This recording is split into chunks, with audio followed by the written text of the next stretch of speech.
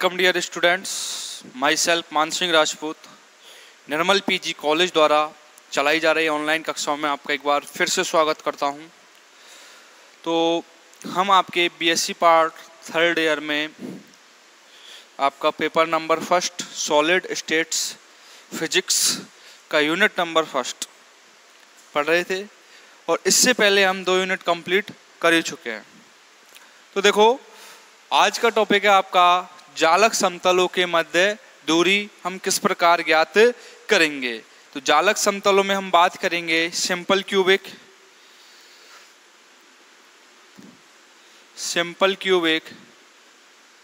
सरल गणीय, बीसीसी और एफसीसी की, बेस सेंटर्ड क्यूबिक और फेस सेंटर्ड क्यूबिक की। इनमें आप जानते होंगे, इनमें टोटल नंबर ऑफ एटम 1, यहाँ पर कितने होते हैं 2 और यहाँ कितने होते हैं आपके total number of atom 4। Okay, और दूरी को किससे डिनोट करते हैं, इससे पिछले लेक्चर्स में हमने डेरिवेशन किया था। d बराबर स्मॉल a या फिर d बराबर 1/√h² over a² plus k² over b² plus l² over c² के द्वारा बात करेंगे। जब क्यूबिक की बात करेंगे, तीनों ही क्यूबिक की फॉर्म रख रही हैं और इनके लिए जो एक्सेस होते हैं क्यूबिक की क्या होते हैं, a बराबर b बराबर c। तो इनके लिए dh के l क्या हो जाएगा, small a over √h² plus k² plus l² की फॉर्म में। होगा नहीं होगा, जहां पर a क्या होगी आपकी एक्सिस, अभाज्य कोष्ठी का जालक सदिश, और h के l क्या डिनोट करेंगे आपके मिलर इंडिसेज को। किसको डिनोट करेंगे, मिलर इंडिसेज को। ओके, यहां तक स्वस्थ हो सभी। और मिलर इंडिसेज देखो इंपॉर्टेंट टॉपिक था। मिलर इंडिसेज कैसे निकालते थे ये ध्यान रखना है आपको। h अनुपात के अनुपात l बराबर a ओवर OA अनुपात b ओवर OB अनुपात c ओवर OC। यहाँ पर h के l क्या कहलाते हैं आपकी मिलर इंडिसेज, और इनके सेट को किस प्रकार व्यक्त करते हैं, इस प्रकार। सेट को किस प्रकार व्यक्त करते हैं, इस प्रकार। ये क्या कहलाता है, set of Miller indices, set of Miller indices.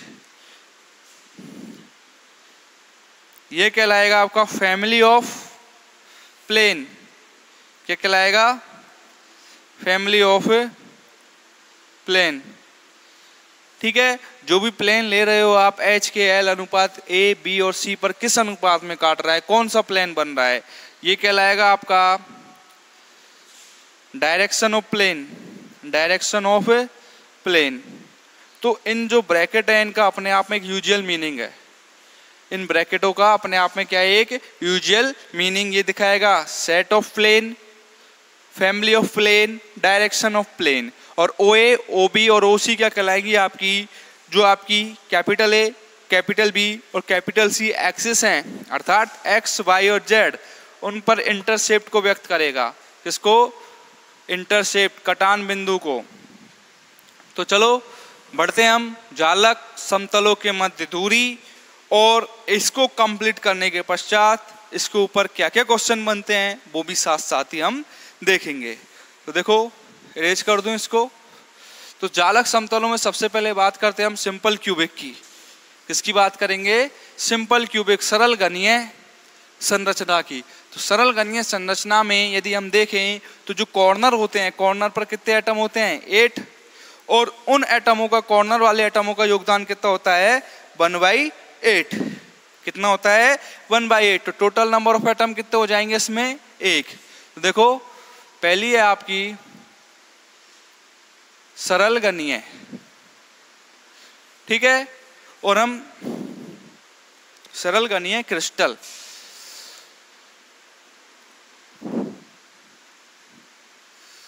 देखो, सरल गणीय क्रिस्टल, इसमें जालक समतलों के सूचकांक, इसमें जालक समतल, इसमें जालक समतलों के जो पॉसिबल सूचकांक हैं, सूचकांक से मतलब मिलर सूचकांक, एच के एल की क्या क्या वैल्यू होती है, कौन कौन से प्लेन बनते हैं सिंपल क्यूबिक में जनरली, बस उसके बारे में हम देखेंगे। तो देखो इसमें जालक समतलों के सूचकांक देखो कौन कौन से होते हैं, 1 0 0,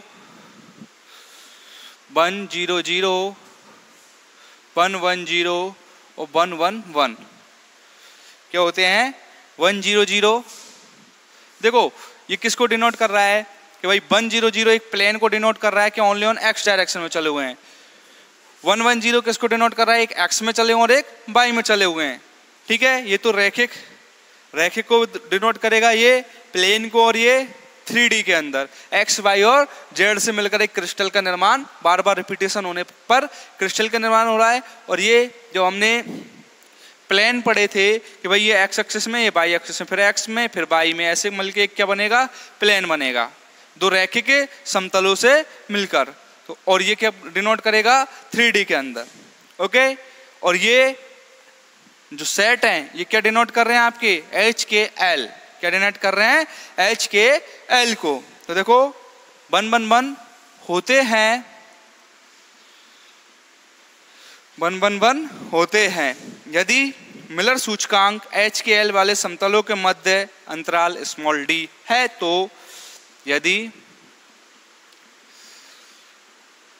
मिलर सूचकांक एच के एल वाले, यदि मिलर सूचकांक एच के एल वाले समतलों के मध्य अंतराल,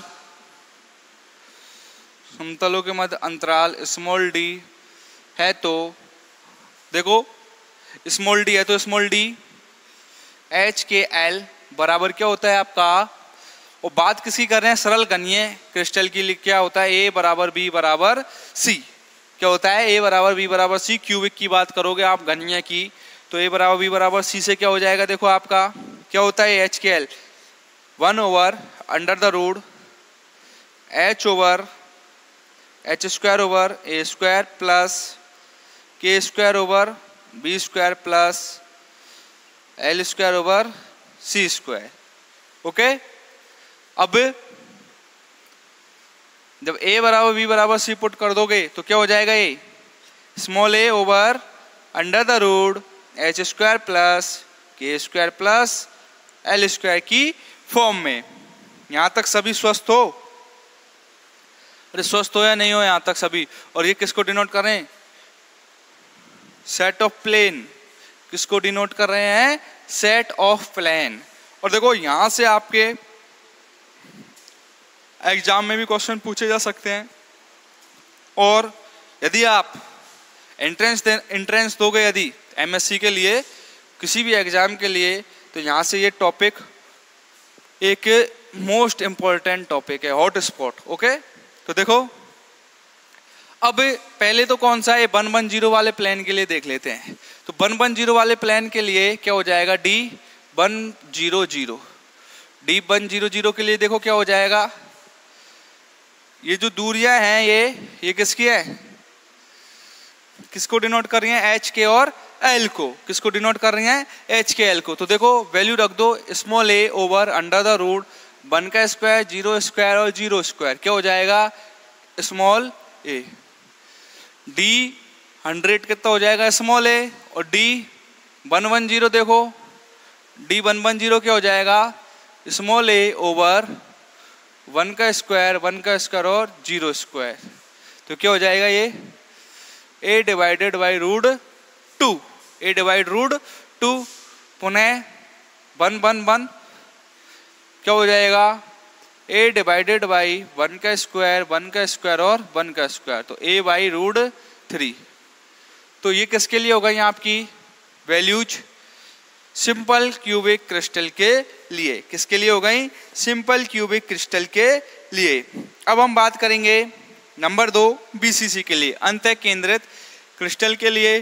तो उससे पहले आप इसका स्क्रीनशॉट ले लीजिए, जिससे मैं इसको इरेज कर दूं, जल्दी लीजिए। नंबर 2 बीसीसी, सेम प्रोसेस है। देखो BCC अंतः केंद्रित घनीय क्रिस्टल, अंतः केंद्रित घनीय क्रिस्टल। तो देखो क्या हो जाएगा इसके लिए, इसमें क्या होता है अंतः केंद्रित घनीय क्रिस्टल में, यदि मैं इसका स्ट्रक्चर बनाऊं, देखो वैसे तो आप भली बात ही जानते हो 8 एटम तो कॉर्नर पे होते ही है, होते ना, और एक कहाँ होता है केंद्र बिंदु में। तो टोटल नंबर ऑफ एटम कितने होते हैं इसमें, n बराबर 2। कितने होते हैं, n बराबर 2। तो देखो इसमें होता क्या है, अंतः केंद्रित सरल घनीय क्रिस्टल में कोष्ठिका के कोनों पर एक एक तथा केंद्र पर एक जालक बिंदु होता है। इसलिए इस जालक समतल में सरल घनीय जालक के जालक समतलों 1 0 0 के अतिरिक्त एक अन्य जालक समतल इनके बीचों बीच उपस्थित होता है। तो देखो क्या हो जाएगा, दो लैटिस पॉइंट होने के कारण, दो जालक बिंदु होने के कारण क्या होगा, D1 0 0 इक्वल टू 1/2 D1 1 0 किसके बराबर होगा, D1 1 0। D100 किसके बराबर हो जाएगा, 1/2 D 110 के बराबर। तो देखो D100 की वैल्यू कितनी आएगी, 1/2, और ये A ओवर इसकी वैल्यू निकालोगे तो देखो कितनी आई है, A ओवर √2। हाँ A ओवर √2 आई है ना, A ओवर √2, सॉरी D100 क्या हो जाएगा, 1/2 D100। किसके कारण, क्योंकि इसके केंद्र बिंदु पर एक क्या उपस्थित है, जालक पॉइंट। तो देखो D100 क्या हो जाएगा यहाँ से 1/2, और इसकी वैल्यू क्या हो जाएगी A 1 का स्क्वायर 0 स्क्वायर और 0 स्क्वायर। तो D100 कितना हो जाएगा आपका A/2। ठीक है, किसके लिए, BCC के लिए होगा। ये मत देख लेना कि भाई D100 यहाँ तो A आ रहा है और यहाँ पे A/2, तो ये BCC के केस में और वो सिंपल क्यूबिक के केस में। ठीक है ना।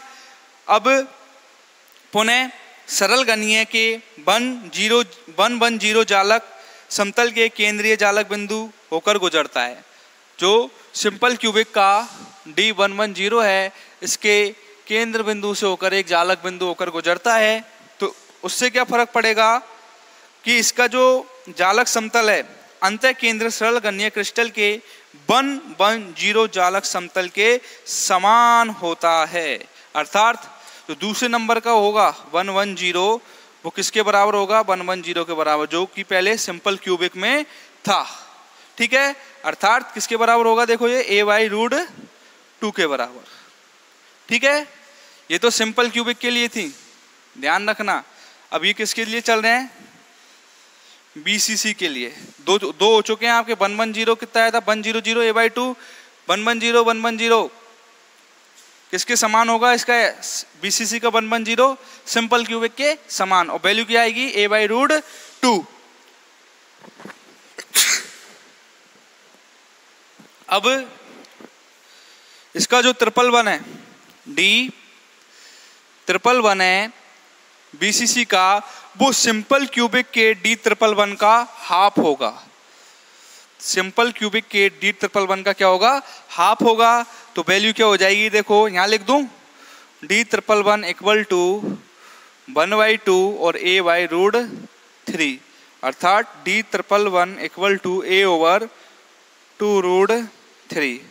तो ये वैल्यूज हैं तीनों D11 और ये दो D100 और D1 1 0 किसके लिए हैं, ये BCC के लिए। ध्यान रखना, मिक्सअप मत कर देना, बस मिक्सअप नहीं करना है। अब इसी प्रकार हम FCC के लिए बात करेंगे। किसके लिए बात करेंगे, फलक केंद्रित घनीय क्रिस्टल के लिए। तो फलक केंद्रित घनीय क्रिस्टल में क्या होता है, कॉर्नर पे 8 एटम तो होते ही हैं, कॉर्नर पे 8 एटम होते हैं और उनका योगदान कितना होता है 1/8। और जो क्यूब होता है, क्यूब में कितने फेस होते हैं इसके, 6 फेस होते हैं, 6 फेस। इन 6 फलकों पर केंद्र के अलावा इन 6 फलकों पर एक एक जालक बिंदु उपस्थित होता है और उनका योगदान कितना होता है? जालक बिंदु का योगदान 1/2। तो total number of lattice point कितने होंगे? 4। किसमें? एफसीसी में। तो एफसीसी की तरफ बढ़ते हैं। तो उससे पहले मैं इसको इरेज कर दूं, आप स्क्रीनशॉट ले लीजिए।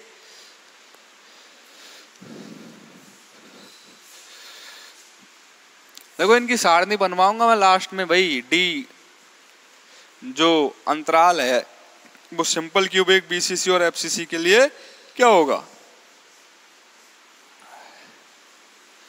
जिससे आपको याद करने में आसानी रहे। अब देखो बात करते हैं हम एफसीसी की। किसकी बात कर लें? Number 3 FCC, face centred cubic. इसमें क्या होता है देखो, स्ट्रक्चर देखें इसका। 8 लैटिस पॉइंट तो कहाँ होते हैं? कॉर्नर्स पे। और देखो जैसे फेस है इसका, एक फेस ये रहा, एक फेस ये रहा, एक ये रहा और एक ये रहा, और एक बोर्ड के बाहर वाला और एक बोर्ड के अंदर वाला। ओके, तो 6 लैटिस पॉइंट कहाँ पे होंगे? फेस पर। तो टोटल नंबर ऑफ एटम कितने होंगे इसके? देखो मैंने फॉर्मूला बताया था, NC/8 plus Ni plus NF/2। ठीक है, Ni तो क्या थे आपके? आंतरिक एटम जो केंद्र बिंदु पर उपस्थित थे, आंतरिक लैटिस। NC कॉर्नर लैटिस और NF फेस लैटिस। तो देखो Ni तो क्या है यहाँ पर? 0 है। NC कितना है? 8 है। और NF कितना है? 6 है। तो टोटल नंबर N कितने हो जाएंगे? देखो 8/8 तो 1 प्लस और 6/2 3 = 4। टोटल नंबर ऑफ एटम कितने हो जाएंगे एफसीसी में? 4। कितने हो जाएंगे बच्चों? 4। तो देखो D11 जो है इसका, सॉरी D100 किसके लिए? एफसीसी के लिए। किसके बराबर होगा? D100 = 1/2 D100 = A/2। कितना होगा? A/2। D110 देखो इसका किसके बराबर होगा? D110 इसका बराबर होगा 1/2 D110। तो कितना हो जाएगा? A/2√2। देखो D110 की वैल्यू तो क्या थी? सिंपल क्यूबिक से देखना, A√2 और 1/2 पहले से ही है। और D111 कितना हो जाएगा? देखो D111 = D100। D111 = D100। तो देखो किसके बराबर हो जाएगा? A/√3 के बराबर। A/√3 के बराबर।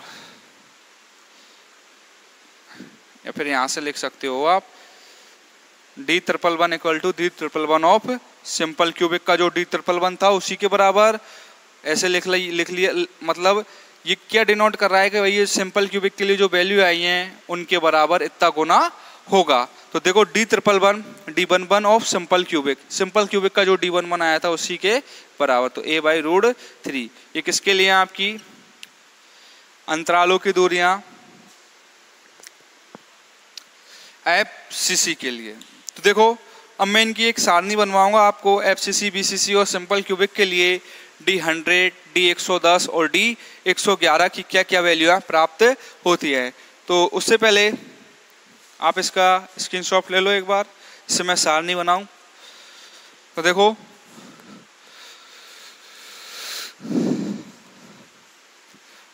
और यहां से डायरेक्ट वैल्यू ध्यान रखनी है भाई। एफसीसी के लिए पूछ रहा है तो एफसीसी के लिए यदि घनत्व निकालेंगे, देखो जैसे हम आगे क्वेश्चंस में, तो देखो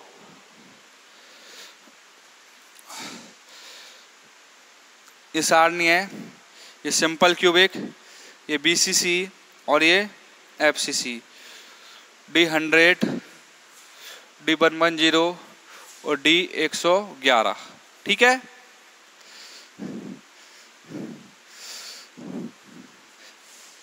ये सारणी आपको याद होनी चाहिए। अब बताओ सिंपल क्यूबिक के लिए क्या आए थे? D100 कितना आया था सिंपल क्यूबिक के लिए? A कितना आया था? Small a। और D110 कितना आया था a/√2, a/√2 और ये कितना आया था a/√3। BCC के लिए आ जाओ। अब BCC के लिए कितना आया था D100, a/2 आया था या नहीं आया था a/2 और D110 a/√2 और D111 कितना आया था a/√3। देखो इन तीनों के लिए a बराबर b बराबर क्या था c, कंफ्यूज मत होना। इसी प्रकार FCC के लिए क्या आए थे अभी अभी निकाले हैं a/2 a/2√2 a/2 और a/√3। तो ये सारणी आपको ध्यान रखनी है और अभी बताऊंगा जस्ट में इसका क्या यूज होगा इस सारणी का, ठीक है ना। तो इस सारणी आप बना लीजिए, स्क्रीनशॉट ले लीजिए, इरेज कर रहा हूं मैं।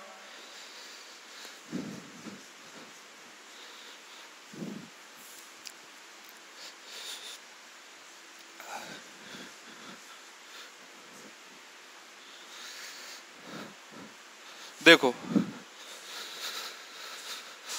अब इनके ऊपर देखें, इनका यूज कहाँ होगा, जो कुछ पढ़ा है अभी, और यूज का पता चलेगा क्वेश्चन के द्वारा। तो देखो क्वेश्चन पहला, सरल घनीय जालक के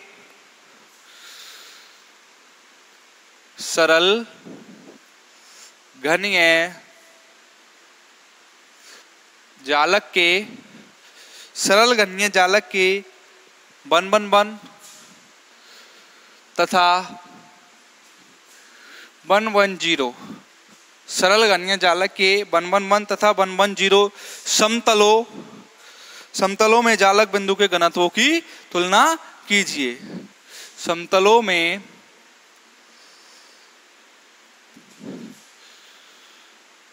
जालक बिंदुओं, समतलों में जो घनत्व आएगा इनका जालकों का, उनकी क्या करनी है तुलना। समतलों में जालक बिंदुओं के, तलों में जालक बिंदुओं के घनत्व की तुलना कीजिए। देखो आपको दो सेट दिए हुए हैं, कौन कौन से, 111 और 110, ठीक है। और बोला क्या है इसने, सरल घनीय जालक, सिंपल क्यूबिक। तो सिंपल क्यूबिक के लिए क्या होता है आपका 4, सिंपल क्यूबिक के लिए a बराबर b बराबर c, तीनों एक्सेस समान रहती हैं। अब इसके लिए हम d निकालें, DHKL equal to D111 a/h² plus k² plus l², ऐसे ही तो निकालोगे। और यदि आपको सारणी याद है, तो आपको पता चल जाएगा कि किसकी वैल्यू है, सिंपल क्यूबिक के लिए D111 की वैल्यू क्या होती है a/√3, यही होती है a/√3। इसी प्रकार सिंपल क्यूबिक के लिए D110 क्या हो जाएगा a/√2, यही तो होगा। अब घनत्व की पूछ रहा है वो, तो घनत्व क्या होता है, रो बराबर हो जाएगा आपका घनत्व D अंतराल ओवर A, B और C, ठीक है, D over A, B, C। D कौन सा है, ये वाला D, ठीक है। तो देखो 4 क्यूबिक के लिए, 4 क्यूबिक A बराबर B बराबर C, इसलिए रो बराबर क्या हो जाएगा आपका D ओवर A क्यूब, क्या हो जाएगा D ओवर A क्यूब। तो देखो यहां से पहले तो क्या निकाल, रो 111 तो क्या हो जाएगा, रो 111 क्या हो जाएगा D111 ओवर A क्यूब। तो D111 की वैल्यू आपको ये रही a/√3 ओवर A क्यूब, तो क्या हो जाएगा 1 over A cube √3, sorry A over √3 A cube, तो 1 ओवर √3a²। ठीक है, स्वस्थ हो यहाँ तक। इसी प्रकार D110 क्या हो जाएगा, D110 डिवाइडेड बाई AQ। तो D110 की वैल्यू क्या थी, A ओवर √2AQ। तो क्या हो जाएगा 1 ओवर √2a²। अब इनका क्या पूछा है आपको, घनत्वों का अनुपात। क्या पूछा है, घनत्वों का अनुपात। तो देखो घनत्वों का अनुपात क्या हो जाएगा, ρ111 डिवाइडेड बाई ρ110।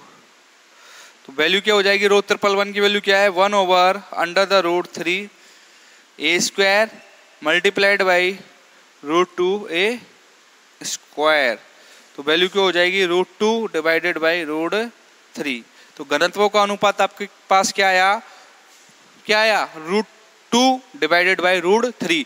इसी के ऊपर 2 क्वेश्चन और बन रहे हैं, BCC के लिए और FCC के लिए। आपको खुद करना है, BCC के लिए और FCC के लिए, सेम प्लेन के लिए आपको खुद करना है क्वेश्चन यही। ठीक है, तो और आपके कितने क्वेश्चन हो गए इसी क्वेश्चन के ऊपर, 2 क्वेश्चन और हो गए। ठीक है, समझ में आया। रो यही फॉर्मूला यूज करना है आपको।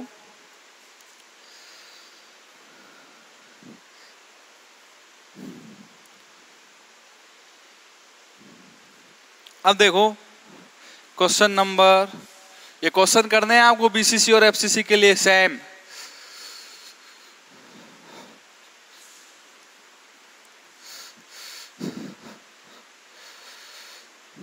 और एक क्वेश्चन और दे रहा हूं मैं जो आपको खुद को करना है। देखो क्वेश्चन है आपका, क्वेश्चन क्या है आपका जो आपको ये खुद करने हैं। 1-2 क्वेश्चन में दे रहा हूं आपको प्रैक्टिस के लिए। ये सिंपल क्यूबिक स्ट्रक्चर है, एग्जाम में ही पूछे गए हैं। सिंपल क्यूबिक स्ट्रक्चर का कौन सा प्लेन है, 100। ठीक है, 100 प्लेन के लिए आपको रो निकालना है, ρ100, और उसकी ए की वैल्यू दी हुई है आपको 2.5 एंगस्ट्रॉम। तो आपको ये कैलकुलेट करना है। ठीक है, अगला क्वेश्चन BCC है। BCC का प्लेन है 111 और 100।